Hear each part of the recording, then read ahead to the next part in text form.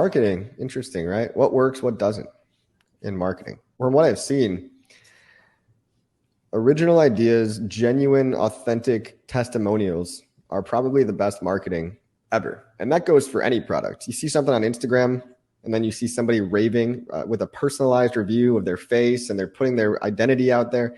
They're putting their social capital out there. They're betting their reputation on the product, right? So I think testimonials, and essentially all my YouTube channel boils down to, is one huge testimonial to Hex and Pulsechain.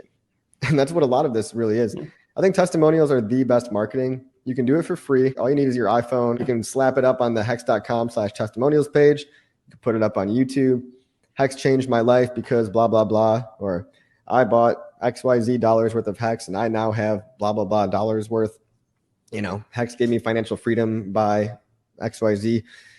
That's the most powerful because that's something people can relate to. That's social proof. That's what that's called. Banner ads, Google ads, Facebook ads, they're actually good because they create what's called a ubiquity illusion. So if you see an advertisement for something from, I think, 2 different sources and 3 different media, it creates what's called an ubiquity illusion, that Hex and Pulsechain, this concept is universal and it's everywhere, even if it's not yet. So if you see an ad on Facebook and then you get a postcard in the mail, and then, you know, that's two media sources, right? And then you get a third one from your buddy who shoots you a YouTube video saying, hey, look at this new Hex thing. That's your third. So now you've got, 3 media, 3 sources.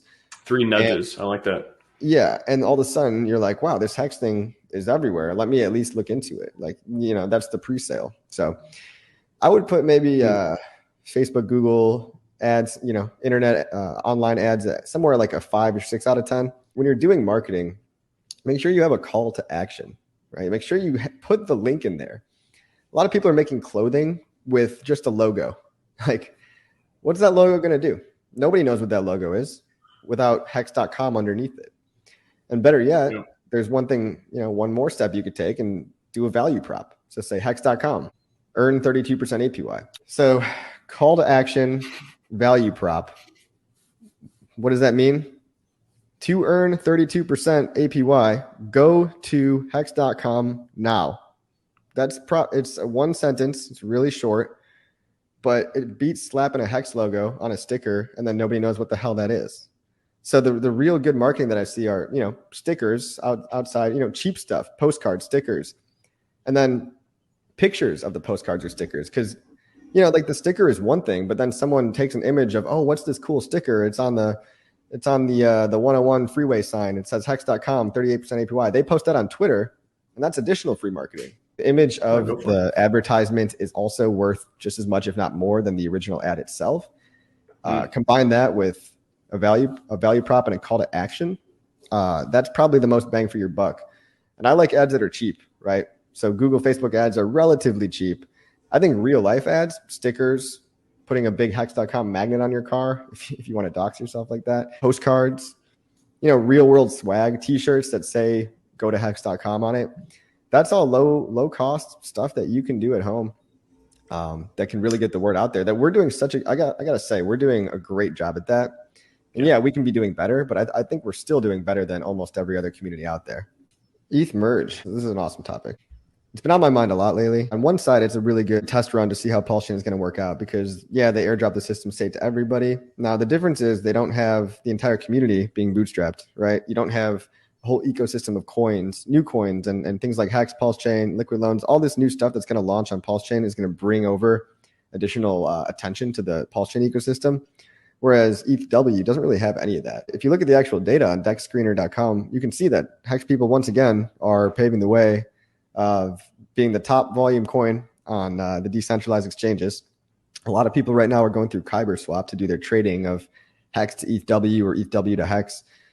I am currently of the opinion that in the long term, I don't see Hex holding a lot of value on that chain just because we're already going to have Pulsechain. And I think ETHW, if it goes the way Bitcoin Cash did, if it goes the way Ethereum Classic did, I've seen a lot of forks happen. And one of them, a lot of forks that were essentially just created because of a dispute between ideologies. And basically in this case, it's just like Ethereum Classic, where the miners still want to make money. So they made this chain because the miners want to make money. So you have to look at the intention behind the chain.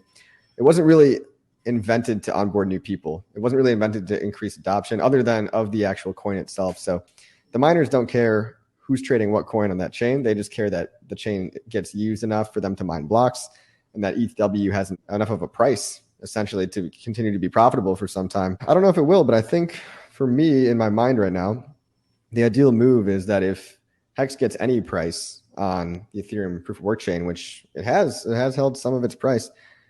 My move right now, and again, this could be totally wrong, so I'm a guy on YouTube, don't just take my word as like some kind of almighty knower of everything, but sell the ETH proof of work Hex for ETH proof of work itself, then, and to do this trustlessly, it doesn't exist yet, but bridge over ETH proof of work to Ethereum, then use that Ethereum to buy more real Hex. So this could just be like a nice airdrop, which is what I'm looking at right now. I'm looking at it as some free money falling from the sky that I can use to buy more Hex on the Ethereum chain. And that's because I just don't believe in any of the coins on the other chain long term. People can debate that and tell me why that might be wrong. It might be nice to have an expensive, thriving Hex ecosystem over on the ETH proof of work chain. I just don't know how that's going to happen. How are you going to keep people's attention within three ecosystems, especially if they don't have the infrastructure that Pulsechain is going to have?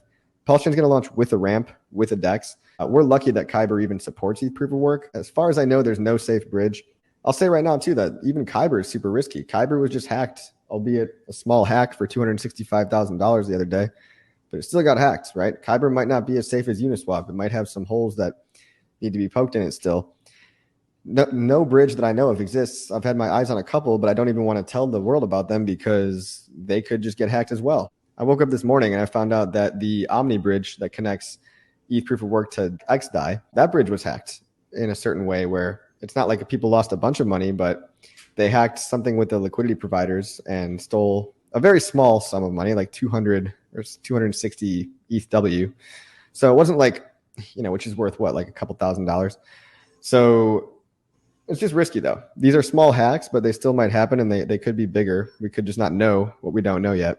So I'm going to wait till the dust settles to employ that strategy of Hex proof of work to ETH proof of work to ETH to Hex. That would be the route I'd want to go to just get more Hex, because that's my mission. I mean, that's what I find most attractive. How much consciousness should people be putting into the launch date for Pulsechain? I would say don't let it keep you up at night, man. Closer we launch to the bottom, the more we can pump, because the only way to go is up. Also, in the meantime, why not try to make it better? Why not try to make it the best product it possibly can be? So we're fixing bugs in Binance Smart Chain, we're fixing bugs from Ethereum. We are adding features, things like limit orders, all this stuff that we couldn't have done if we just rushed it to market. Why not, time the bottom and make the product better at the same time? It seems like you're killing two birds with one stone there. I think Pulsechain could have launched months ago, but it would have had bugs. It would have been, it would have been like Solana going down half the time, right? You don't want that. You think enough wealth will be accumulated in the community where you'll actually be able to get financial freedom through these products in the next couple of years or 5 years? Yeah. Well, the trick to retirement isn't just to have one lump sum of money and then spend that till you die.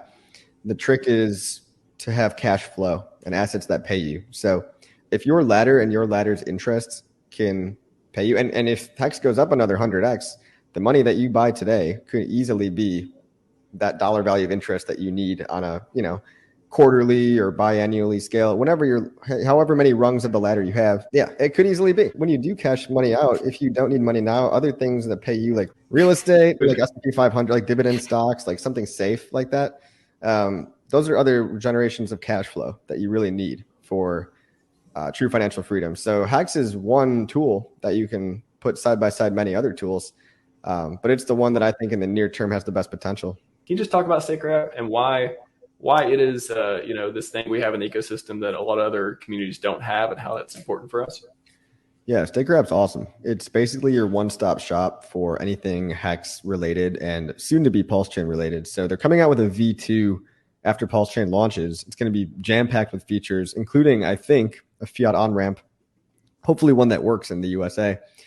And I've heard they might also be adding some level of support for the perpetual tokens like Maxi. But if the goal is just to get Hex into the hands of everybody in the world, which realistically that is the goal, I think what StakerApp does a good job of is exactly that. It's an app on your phone.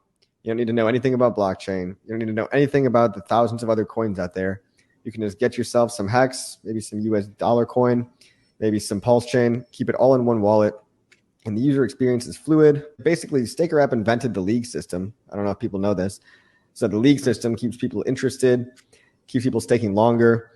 Some new features that are going to be added are like goal setting. So you can name your certain stakes. Like this one is for my wedding ring. This one is for my vacation to Lake Tahoe, whatever it might be. You can save for certain things. You know, this is stuff that typical fintech apps in the space already employ, and they're very successful.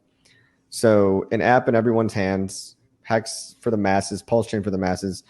I like that it cuts out all of the other tokens because realistically, we should only be focusing on Hex and Pulsechain. It's for everybody. It's what I consider to hopefully one day be the gateway of everybody into Hex. I think that when he said, I don't want to see cheap Hex anywhere, he can't possibly mean every fork that ever happens he's going to provide liquidity for or pump and stuff. As people use that as a data point for why ETHW Hex is going to survive. I don't think that's a data point. I think, first of all, Richard says a lot of things that he doesn't mean directly all the time like that. He changes his mind on all this stuff too. And second of all, he can't possibly mean that any fork that ever happens he's going to support. It just doesn't mean that. So I don't know. What he could do is provide liquidity on the ETHW chain. He could put up all of his ETH and all of some of the Hex, not all the Hex, some of the Hex, and give people a way to decide for themselves if they want Hex to be cheap or expensive on that chain. Either way, it's kind of like you're just playing a game for free because it didn't cost you anything to get these coins. And then at the end of the day, whatever coin ends up having tangible USD value, I think that's going to be ETHW. I think we can just find a way to get that over to the ETH chain and then buy up Hex. So I think the origin address or Richard, he could make the liquidity providing play on the ETH Hex pair. If you're watching, Richard, think about it. How do you look at this, opportunity with the two forks, ETHW and ETH Fair? What we know about them. If you were to look in the future, 6 months or a year from now, do you think more people are going to make money off all the free claim, the airdrops, or are going to lose money? What do you think? Typically, when people rush to do something because they feel like they have to, they get absolutely annihilated. They get wrecked. They lose all their money. Don't go clicking around on random stuff that's unaudited. I mean, I don't want to be the first guy to test out a new bridge with my stack of Hex. Let other people test it out. It doesn't have to be you. That's what I mean when I say I'm going to wait till the dust settles. Like, I'm going to wait probably a month before really doing much. Kyber swap has been running for a long time. But I mean, it is Ethereum proof of work has limited miners. It's prone to replay attacks. Like we've seen a replay attack just happen on a bridge. You don't want to beta test new financial software, right? You don't want to be the tester for something that you can lose millions of dollars on. Yeah, Michael Light says, I'm not touching it at all until some auditing or months of rug pulls unwind. FOMO is bad. I agree, it's bad. I mean, trading on a DEX seems low risk, but then like any kind of trustless bridge, I don't trust. Even though even if it claims to be trustless, I don't trust it. There are centralized exchanges you could sign up for and go out that route. I don't like centralized exchanges. I don't think it's worth me opening a new account yet, at a centralized exchange just to get my Ethereum proof of work out of there. Especially if it might bottom and then pump again in the future.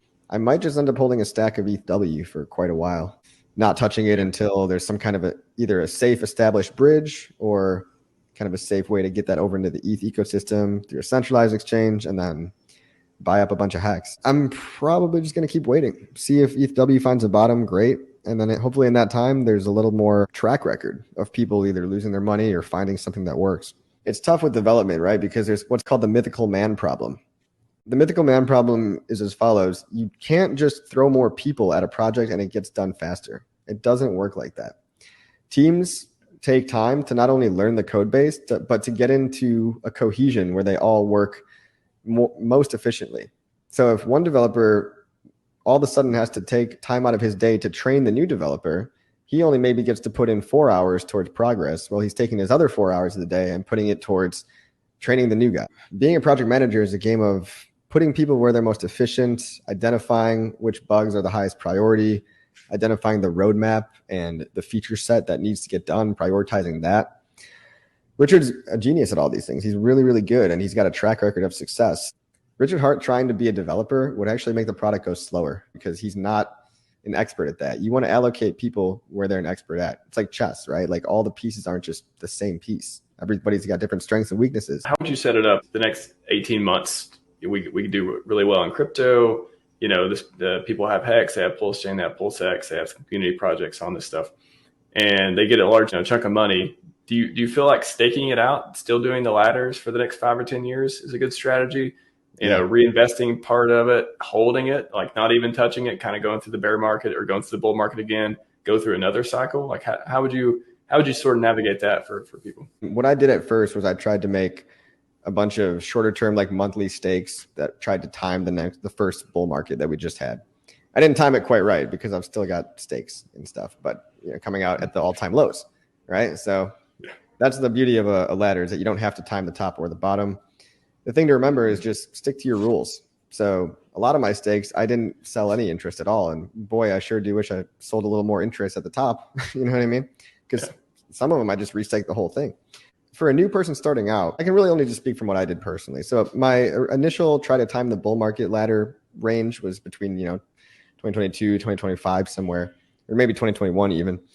But then I realized, the power of T-shares, and I really started to go longer out. And that's when I started my 15-year ladder, which I tried to make at least one stake per quarter personally. So I think 4 stakes a year, that's enough for me. Monthly is a lot. That's when you're starting to get into a little bit, almost debatably too much, but monthly is probably still fine. I wouldn't go any lower than like monthly stakes. And if I had to do it all over again, I'd probably do the same thing. I'd probably make a couple rungs on my ladder in between the years time span where I think the next bull market's going to be, if that helps you on more of a short-term scale. But then I would definitely be making these longer 5, 10, 15-year stakes after that, because we're talking about orders of magnitude, right? Look what happened to Bitcoin. Look what happened to Ethereum. The people that got in the first couple of years and rode it all the way up, I mean, they made exponential gains. And people that are in Ethereum now too, I mean, let's say it drops down to $700 and then goes all the way to 10K next cycle.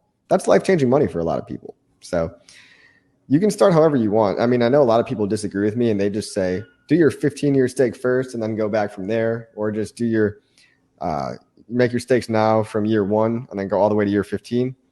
One thing I feel pretty confident saying I would not do is I wouldn't make any stake lower than 1 year from now, because not only long-term capital gains tax issues, right?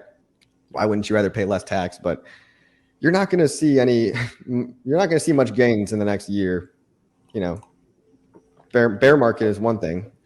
Obviously we're in a bear market, but I would maybe even wait like 18 months before making your very first stake. Like, learn what it means to hold something for a long time, and then you can reap the rewards of delayed gratification. Maybe even 2 years. But I mean, just to be safe, I probably wouldn't stake anything for much less than 18 months right now, because why not wait out the bear market and get paid to do so?